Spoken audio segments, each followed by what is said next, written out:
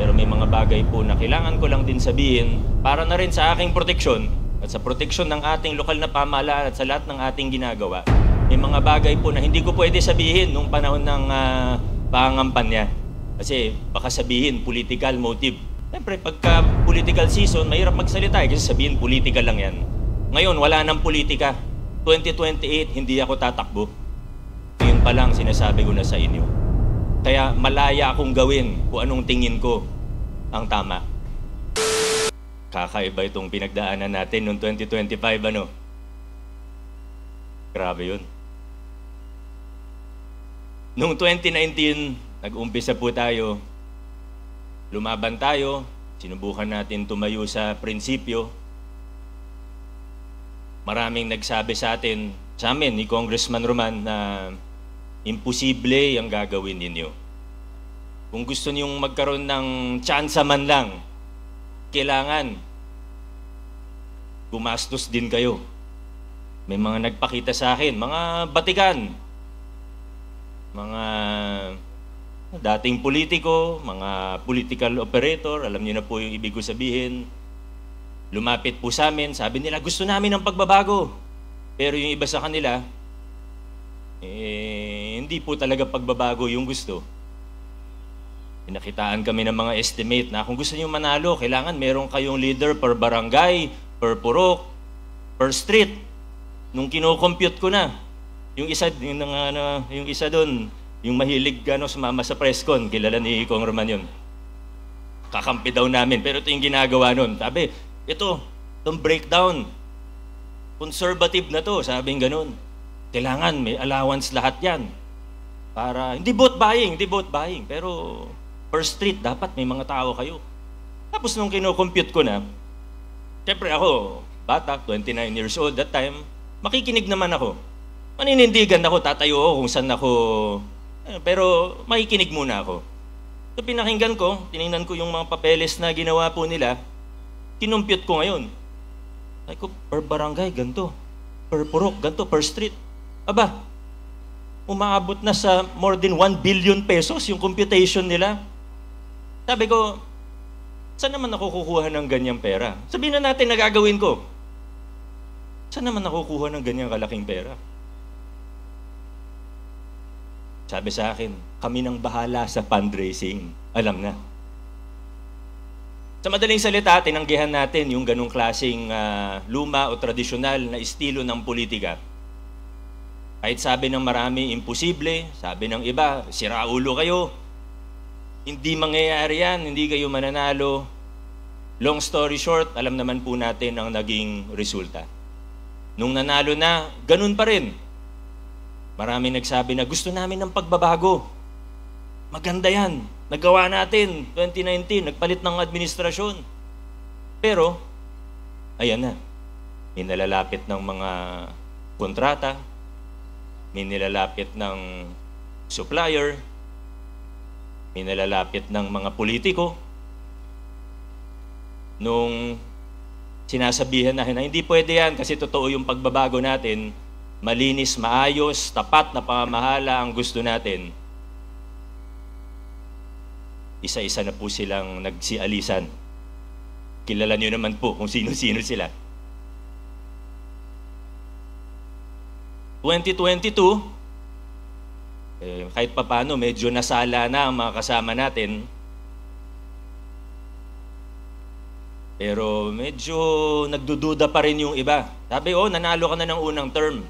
Pero para magtuloy-tuloy, para matapos mo yung 3 termino mo, ay kailangan, siyempre, yung mga konsehal, kailangan ituloy yung mga lumang kalakaran. Kundi, wala nang susuporta sa yung politiko pagdating ng 2022.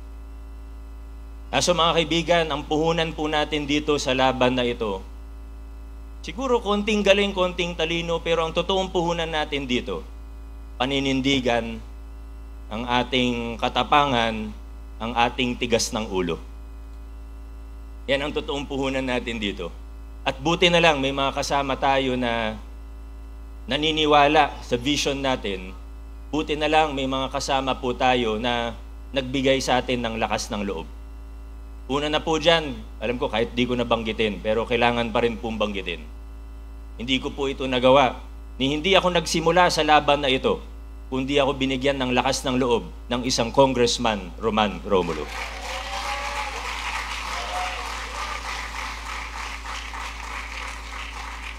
Marami pa pong iba, ika nga unsung heroes, hindi naman natin mababanggit ang lahat ng isa-isa. Pero noong 2022, eto na, nagkaroon tayo ng lineup na buo ang unang edition ng Giting ng Pasig. Simple lang naman ang requirement natin.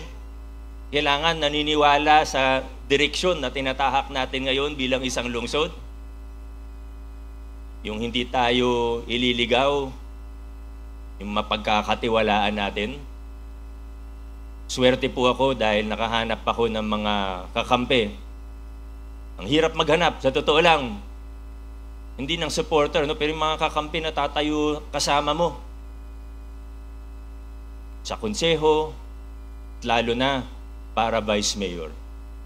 Mula 2022, kung noong 2019 to 2022, malalaki yung pagbabago, yung pinakamalalaking form ng korupsyon natanggal natin.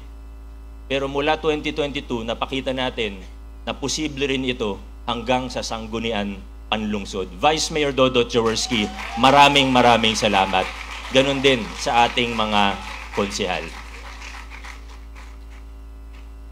2025, ganon pa rin po. Dumami na ang naniniwala, dumami ang sumusuporta, pero may iba na kinakabahan pa rin papunta sa ikatlong termino natin ng pagbabago.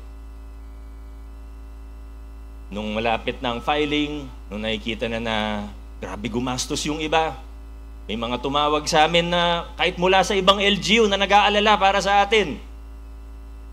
Kakayanin niyo ba yung gastos? Handa daw gumastos ng 2 billion, totoo ba yun? Handa daw gumastos ng 4 billion, totoo ba yun? At unti-unti nakita natin na parang totoo nga. Handang gumastos ng napakalaki.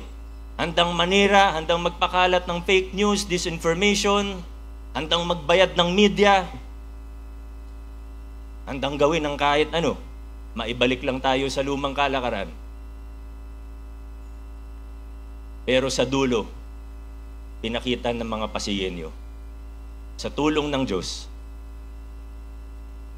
na sa ating lungsod, ang magwawagi ay ang katotohanan at kabutihan.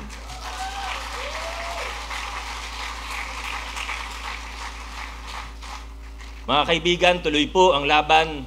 Marami pa tayong kailangan gawin. Pero sa pagkakataong ito, hayaan niyo pong i-address ko ang iba't ibang grupo ng tao. Hahatiin ko na lang po sa 3 grupo ng mga Pasigenyo. Uunahin ko na po ang mga Pasigenyo. Hindi man sila ganun karami, pero meron pa rin.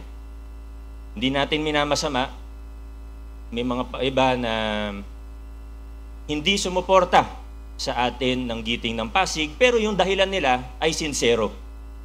Totoong naniniwala sila sa ibang kandidato, totoong hindi sila naniniwala sa mga pagbabago natin, wala pong problema doon. Ako po ang unang magsasabi na dapat tumayo ka sa paniniwala mo. Doon po sa unang grupo na ito, sa mga hindi sumuporta, pero totoong dahilan, sincero. Ngayon po, ang ating pamahalaan, alam niyo naman po yung tinataguyod natin na estilo ng pamamahala. Hindi tinitingnan ang kulay ng politika, ni hindi nila kailangan humingi ng pasensya sa akin.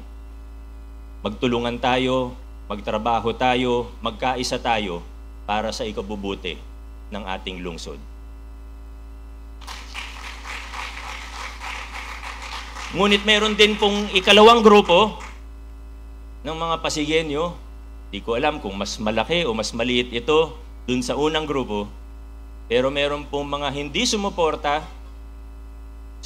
sa iba kahit na alam nila ang totoo. Meron tayong mga nakita na alam nila yung kandidato nila kung paano yumaman. Alam nila. Okay lang kung di nila alam eh. Alam nila kung paano yung kalakaran na ginagawa para makakuha ng malalaking kontrata sa nasyonal na pamahalaan, na pinakita pa sa kanila yung mga sasakyan, na sinabihan sila na ito binibigay namin sa mga congressman ng ibang distrito at mga party list. Nakita nila, narinig nila sa sarili nilang mata at tenga kung magkano yung mga kickback na binibigay sa mga politiko. Pero yun yung pinili nilang suportahan. Muli po, kung hindi nila alam, okay lang po sana. Kaso, ang problema, alam nila. And that says more about them than it does about me. Sa mga taong ito,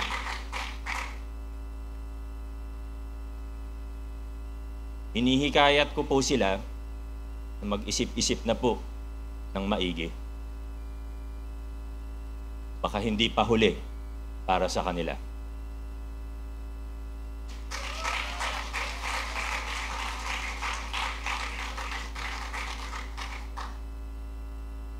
At syempre, kasama na po siguro dun sa grupo na yun, alam mo ito, hindi ko sinasabi. Pasensya na po kung medyo seryoso ang ating mensahe ngayong umaga.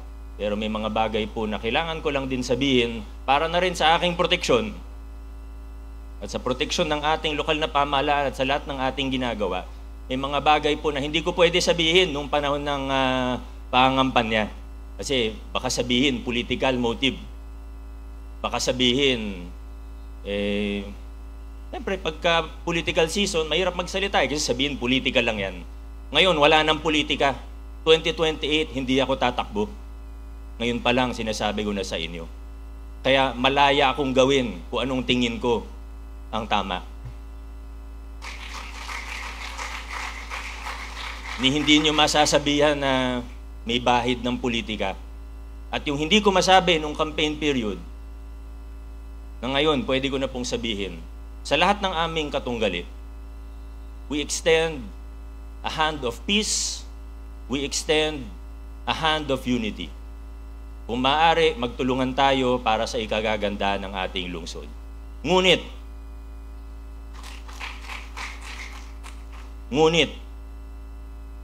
kailangan may managot sa mga krimen na naganap.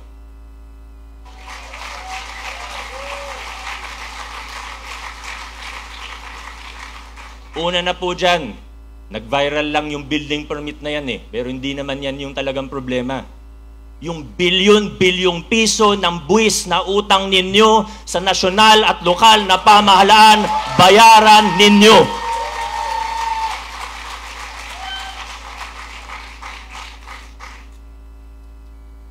Di po ako galit. Nagpapaliwanag lang. Tatayuan po natin kung ano ang tama. At handa po ako makipag-usap kahit kanino, kahit sa taong siniraan ako, kahit sa taong sinabotahe ako, kahit sa taong gumastos ng napakalaki upang sirain ang ginagawa natin sa lokal na pamahalaan. Anyway, sa dulo, hindi naman sila nagtagumpay. Mahigit 90% sa mga Pasigenyo ay naniwala sa atin at hindi sa mga kalokohan nila. Kaya handa po ako makipag-usap, handa po akong makipagkasundo. Kaya natin makipagtrabaho kahit kanino. Tutulungan ko pa sila. Ayusin lang nila ang mga problema nila sa BIR at sa business taxes sa ating lokal na pamahalaan. Simple lang po ang aking kondisyon. At may pangatlong grupo pa po. At ako po'y naniniwala at nakita naman po natin sa resulta ng halalan na ang karamihan sa ating mga Pasigenyo ay napapabilang sa ikatlong grupo na ito. Sa mga Pasigenyo na sumuporta, sa mga Pasigenyo na naniwala sa direksyon natin, naniniwala sa direksyon na tinatahak natin ngayon bilang isang lungsod, sa lahat ng nagpagawa ng t-shirt, sa lahat ng nagpagawa ng kanya-kanyang tarpaulin, sa lahat ng nagpagawa ng headband, nag-edit ng video, nag-post sa social media, sumigaw sa kalsada, at kung ano-ano pa. Maraming salamat sa inyo. Ang Giting ng Pasig, hindi lang po ako o ang ating Congressman Roman, Vice Mayor Dodot, o ang ating mga konsyal.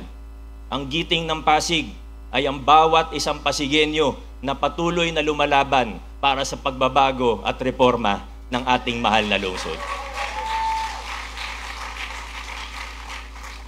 Mga kasama, 2025, meron tayong napaka-espesyal na pagkakataon, pambihirang pagkakataon dito sa ating lungsod.